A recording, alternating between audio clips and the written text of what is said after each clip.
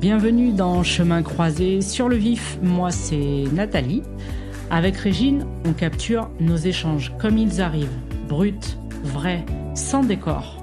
On vient de deux univers très différents. Moi je suis dans l'action, le mouvement, le concret et Régine, elle capte tout ce qui se joue à l'intérieur, dans l'invisible.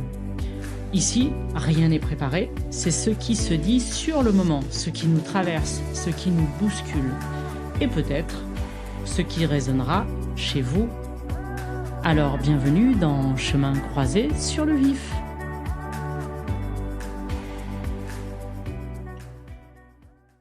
Cet épisode est le premier d'une mini-série sur l'amour. Pas l'amour idéalisé, pas l'amour qu'on nous a appris dans les contes, mais l'amour tel qu'on le traverse vraiment, celui qui bouleverse, celui qui révèle, celui qui parfois nous perd avant de nous retrouver. Dans les prochains épisodes, on va explorer ensemble les différentes étapes de ce chemin. La confusion, l'intensité, l'attachement et ce qui devient l'amour quand on cesse de s'y accrocher pour le choisir.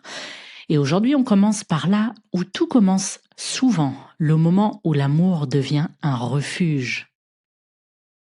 On parle souvent d'amour comme quelque chose d'évident, comme une rencontre, comme une évidence, comme un « c'était écrit ».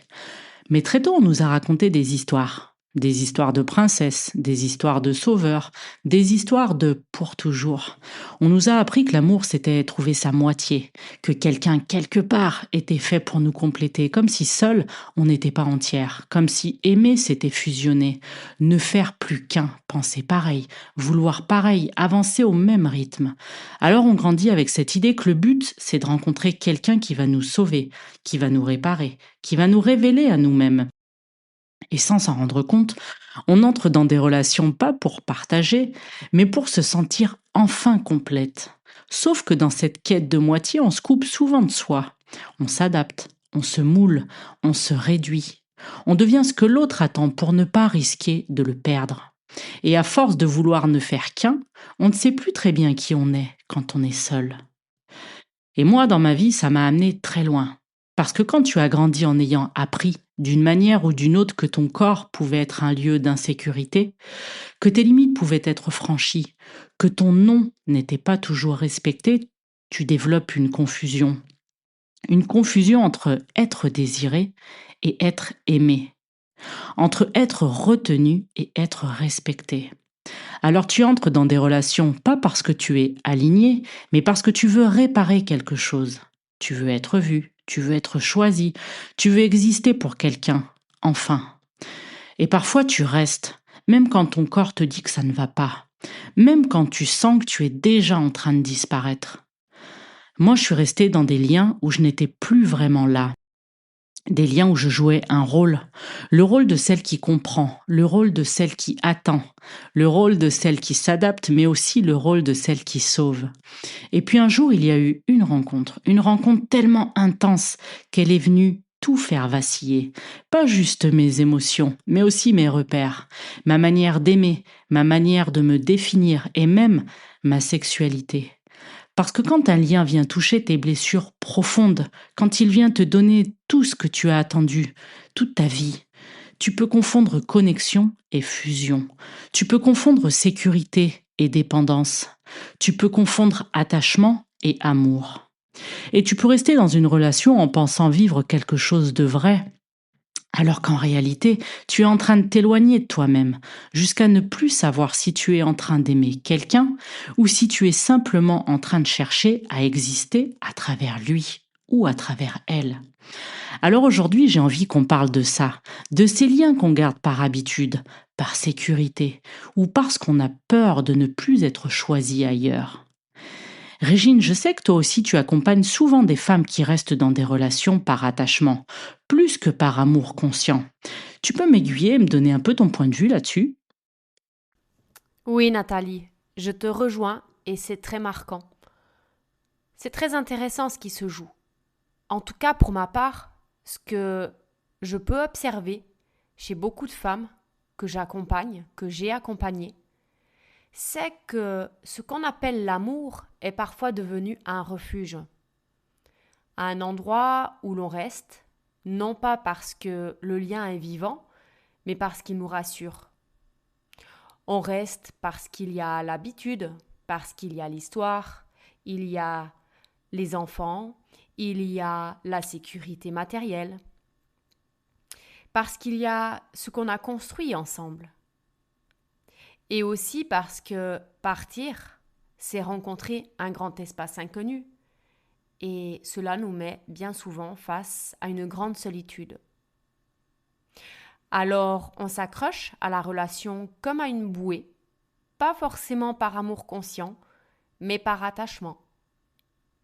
Et l'attachement, dans ces moments-là, dit « j'ai besoin que tu sois là pour que je me sente en sécurité », alors que l'autre n'est pas là pour nous apporter cette sécurité intérieure. Elle est en chacun de nous.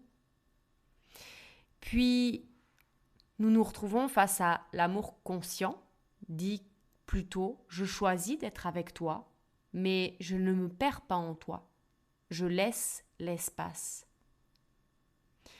Et c'est là la différence qui est subtile mais profonde, parce que finalement, l'attachement nous amène à la peur, et souvent derrière la peur, il y a ce sentiment de perdre, de ne plus être aimé, la peur de recommencer ailleurs, la peur de se retrouver face à soi-même. Ces liens sont bien souvent toxiques. Et plus nous venons défaire dans cette transition de vie de tout ce que nous traversons humainement parlant, change complètement de ce que nos ancêtres ont connu, où justement ils étaient construits sur des fondations solides, entières, mais en même temps l'homme avait un rôle à jouer, la femme en avait un autre, et c'était ainsi. On ne se posait pas de questions parce que il y avait surtout ce sentiment de ne manquer de rien, et donc la conscience ne s'élevait pas comme elle s'élève aujourd'hui au sein des couples. Tout naturellement, ça ouvre sur ce que tu viens d'expliquer, le triangle relationnel, le sauveur, la victime, le bourreau, la peur de perdre l'amour. Et tout cela se lie à ce point de départ qu'est l'attachement en soi. Notre manière d'aimer naît du manque, mais elle évolue vers la conscience aujourd'hui. On passe de nos blessures d'âme, qui nous poussent justement à ces liens d'attachement, à des illusions de connexion, mais pour arriver à un amour conscient. Alors bien sûr, tout le monde n'est pas amené à vivre cela. Et je trouve que parfois l'amour devient un antidote au manque intérieur. Si chacun aujourd'hui prenait le temps de s'observer et de prendre de la hauteur, eh bien, nous vivrions un monde beaucoup plus aligné, beaucoup plus juste. Mais on est dans ce point de bascule où la transition se fait comme elle doit se faire, comme elle doit s'amener, et on ne peut pas en un claquement de doigts tout changer.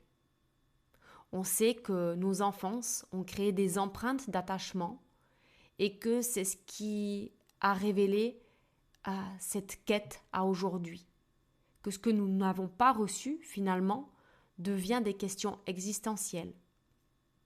On a toujours tendance à remettre la faute sur l'autre, et en pensant que l'autre doit bien parfois réparer ce qu'il doit être dans la relation. Alors que l'autre est juste un effet miroir, un réflecteur. Je pourrais dire aussi que beaucoup de relations ne commencent pas par l'amour, mais par le manque. On cherche quelqu'un qui vienne combler une sensation ancienne, ne pas avoir été assez vu, assez choisi, assez aimé. Il y a aussi cette manière d'avoir été dans le sacrifice de ce que l'on peut porter dans nos mémoires profondes. Et au fond, il y a peut-être une blessure encore plus profonde que cela qui englobe le collectif. Finalement, le collectif, c'est soi-même. L'autre, c'est soi-même. Soi-même, c'est ce retour à notre âme qui, en arrivant sur Terre, a expérimenté la séparation dans ce passage énergétique. C'est un peu comme une blessure ultime, finalement. Alors on passe une grande partie de notre vie à chercher à retrouver cette sensation d'unité à travers l'autre. Mais personne ne peut nous rendre cet amour originel. L'autre peut l'éveiller, mais pas le remplir à notre place. Donc forcément, quand on commence à rencontrer des défis, des expériences et des épreuves dans nos couples, ça laisse souvent place à des futures rencontres intenses. Et c'est souvent là qu'arrivent ces rencontres très puissantes. C'est celles qui nous donnent l'impression d'une évidence, d'une reconnaissance immédiate, comme si quelque chose en nous disait « c'est lui, c'est elle ». Mais alors une question se pose. Est-ce qu'une véritable connexion ou une illusion créée par notre manque ? Ce que tu viens de dire, Régine, je le vois aussi énormément autour de moi. Et je crois qu'il y a une phrase qui résume beaucoup de choses. Parfois, on ne reste pas par amour, on reste parce que partir nous obligerait à nous rencontrer nous-mêmes. Et ça peut faire très peur. Parce que quitter une relation, ce n'est pas seulement quitter une personne, c'est quitter une histoire, un rôle, une identité. C'est quitter celle que l'on était dans cette relation et se retrouver face à un espace vide. Un espace où il n'y a plus personne pour nous dire qui nous sommes. Alors oui, beaucoup de relations deviennent des refuges, des endroits où l'on reste par habitude, par peur ou simplement parce qu'on ne sait plus comment exister autrement. Mais avec le temps, j'ai compris quelque chose. Un refuge n'est pas un endroit où l'on s'enferme. Un refuge, c'est un endroit où l'on se retrouve. Et l'amour conscient, ce n'est pas deux personnes qui se sauvent, c'est deux personnes qui se rencontrent sans se perdre.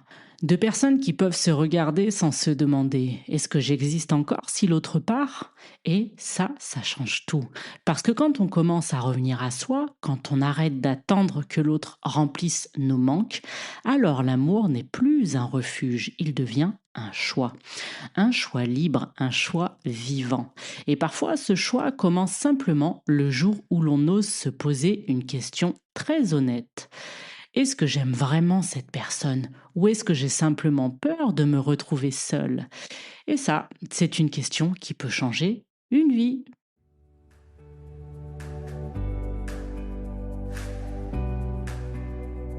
Et merci d'avoir partagé ce moment avec nous. Si ça vous a bousculé, parlé ou donné un élan, dites-le nous. Un like, un partage, un message, ça fait vivre le podcast et ça nous booste.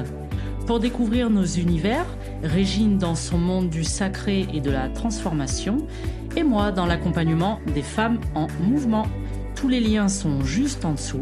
On se retrouve très vite et surtout, gardez le mouvement sans perdre votre centre.